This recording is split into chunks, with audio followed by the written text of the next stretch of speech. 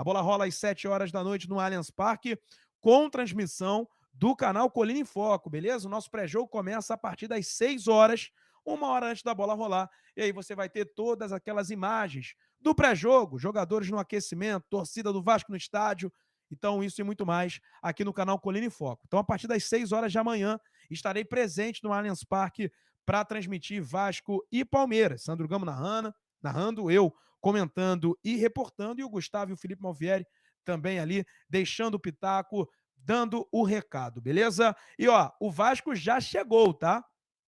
Vasco já em solo paulista, chegou por volta das 5h15, pelo menos essa foi a postagem feita pelo Vasco. Solo paulista para o nosso próximo desafio, em destaque Andrés Gomes e o Tietê. Tietê que retorna após 4 jogos desfalcando o Vasco. Tietê recuperado de um edema na coxa esquerda.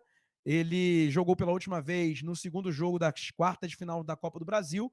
Naquela ocasião contra o Botafogo, ele saiu ali com 10 minutos do primeiro tempo, sentindo novamente a lesão do jogo contra o Corinthians. Então ele teve um tempo maior de preparação, já vinha realizando transição há mais ou menos uns 10 dias, então ele está na ponta dos cascos, pronto para jogar e treinou entre os titulares. Então o Tietê vai para o jogo, vai ser titular ao lado do Moura por conta da suspensão do Barros. Em contrapartida, vai ter 2 baixas importantes. A galera já estava falando muito sobre isso aqui no chat, que é o Cuesta e o Matheus França. Pode colocar na tela aí, ó.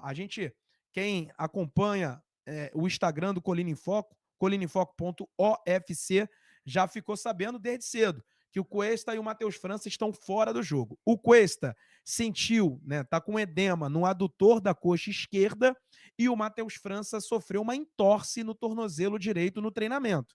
O Cuesta sentiu no jogo contra o Cruzeiro, tanto é que no final da partida ele é substituído. Já o Matheus França foi no treinamento, gente. Então, assim, não tem migué, não tem isso.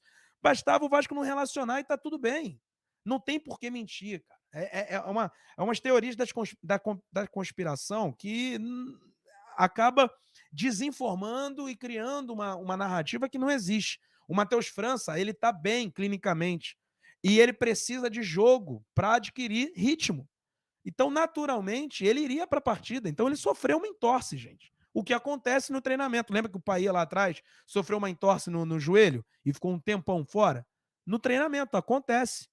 Os jogadores estão treinando, estão emulando, estão simulando um jogo de futebol com a intensidade que é necessária e ele acabou se machucando. Vida que segue. Uma torção, está em tratamento intensivo e integral no DESP, no Departamento de Saúde e Performance, assim como o Cuesta. A lesão do Cuesta não é tão grave, mas é um incômodo importante e vale destacar que é o jogo contra o Palmeiras. Tem que estar geral 100%, porque se trata do terceiro lugar do Campeonato Brasileiro, semifinalista da Libertadores, um time que está sempre na ponta da tabela. Então é necessário estar todo mundo bem, todo mundo apto a jogar. Não é o caso do Cuesta, não é o caso do Matheus França e, portanto, ficaram no Rio de Janeiro realizando tratamento intensivo. Mas não tem essa, tá, rapaziada? Não vamos criar uma narrativa onde não existe. O Matheus França não foi poupado e aí deram o migué de que ele torceu o tornozelo. Não, ele sofreu uma entorse de fato. Ó, Superchat tem sempre a prioridade. Tiago Oliveira, sempre participando aqui com a gente. Joel, irmão, você tá abandonando o canal, hein? Que isso? Ficamos esperando sua presença e suas informações, meu parceiro. Tamo junto. Que isso, Tiago? Não fala assim, cara. Foi só sexta-feira que não teve. Por um motivo de força maior. Né? Não teve condições de ter a live. E no domingo, a gente fez um conteúdo especial, um vídeo de pós-jogo, levando, portanto, informações com entrevistas, zona mista, com tudo que tinha direito. Então, pô, não tá abandonando não, cara. A gente só tem que se adaptar, é assim mesmo. Mas, de brincadeiras à parte, tamo junto, Thiago. Obrigado aí pela sua mensagem, obrigado pelo superchat, você que sempre participa aqui com a gente. Então vamos lá, Cuesta e Matheus França fora do jogo, machucados, beleza? E vamos aos relacionados. Quem é que entram, então, nos lugares de Cuesta e Matheus França? Primeiro, vamos à lista.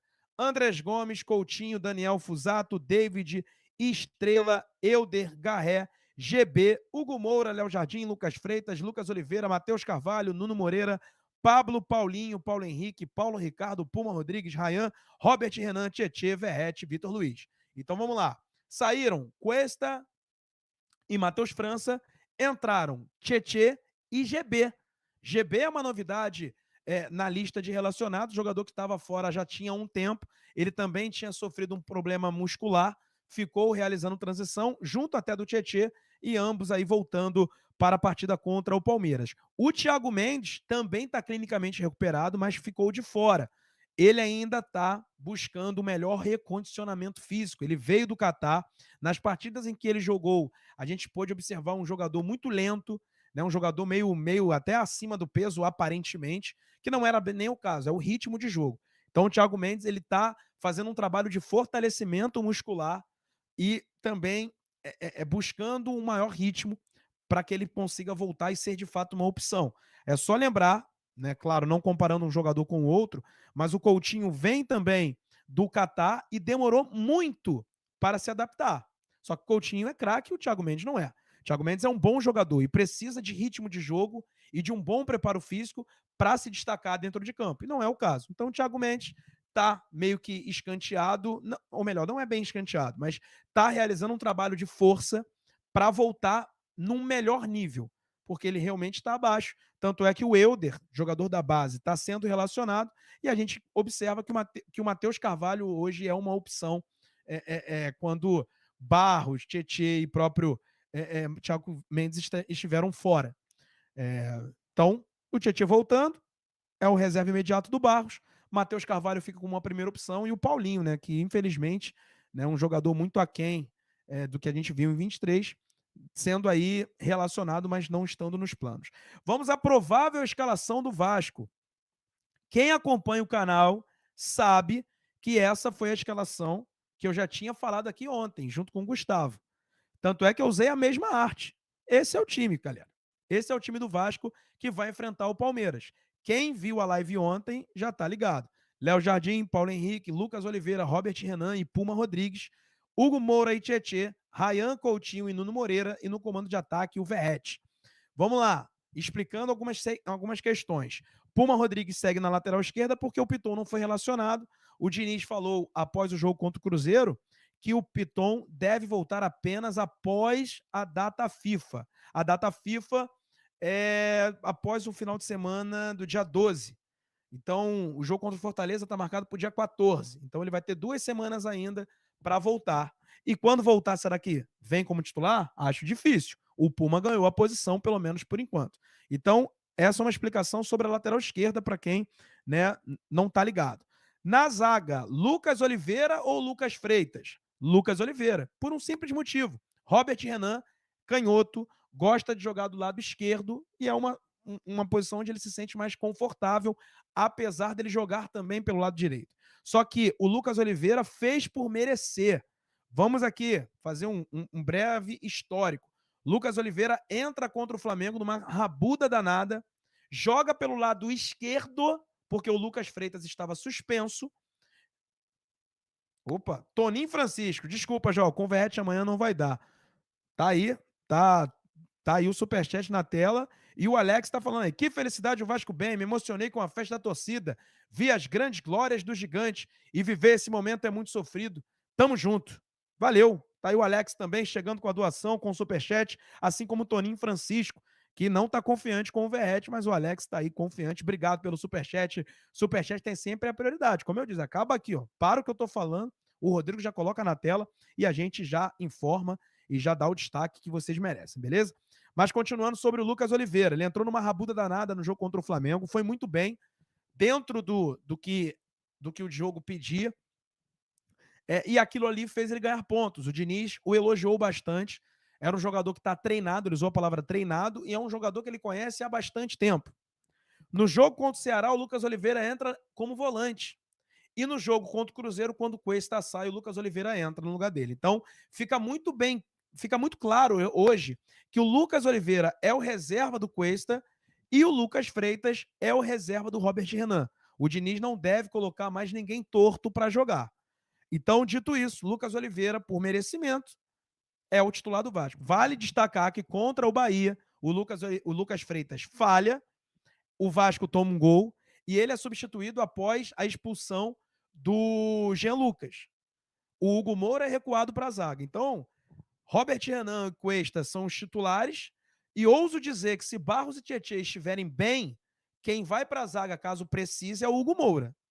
Então, hoje, o Hugo Moura, eu vejo que ele é a terceira opção para a zaga, titular no meio-campo. E temos ali Lucas Oliveira pelo lado direito e o Lucas Freitas pelo lado esquerdo para ser os reservas de Cuesta e Robert Renan. Então, tá aí explicado. Lembrando que o Maurício Lemos sequer foi relacionado mesmo com a lesão do Cuesta. Então, a gente pode cravar, está totalmente fora dos planos, assim como o Jean Davi. Então, vamos lá. Explicando aí a zaga, Hugo Moura e Tietê voltando, muita gente falando, vai jogar num gramado sintético. Gente, o Tietê nunca teve problema de lesão na carreira. Sempre foi um cara de aço. Jogou no Palmeiras e jogou no Botafogo. Tá adaptado e ambientado a jogar em gramado sintético. Vocês esqueceram de onde ele veio? Jogou no Tapetinho durante 2 anos, lá no Newton Santos. Então o Tietê, bem, e ele está bem fisicamente, apesar de não ter jogado nos últimos 4 jogos, ele jogou o ano inteiro como titular. Então não tem problema de ritmo de jogo. E é um jogador experiente que tem que jogar jogos grandes, como é o caso de jogo contra o Palmeiras. Então, gente, confia. Tietê tá bom para jogar, tá bem para jogar e vai jogar. Do meio para frente, vocês já sabem, Ryan, Coutinho e Nuno Moreira, e no comando de ataque o Verratti. Eu sei que muita gente não queria o Verratti, eu também não queria o Verratti. Por mais que eu respeite ele, acho que é um jogo onde o Vasco vai sofrer muito, assim como foi no jogo contra o Cruzeiro, e vai precisar de velocidade para contra-atacar. Gostaria muito de ver o Andrés Gomes no lugar do Verratti e o Ryan centralizado, ou até mesmo o David, né, fazendo aquela formação com 2 meias flutuando e o David aberto por um lado, Ryan aberto pelo outro lado. Mas não, gente, é o Verratti titular. O Verratti conta com a confiança do Diniz.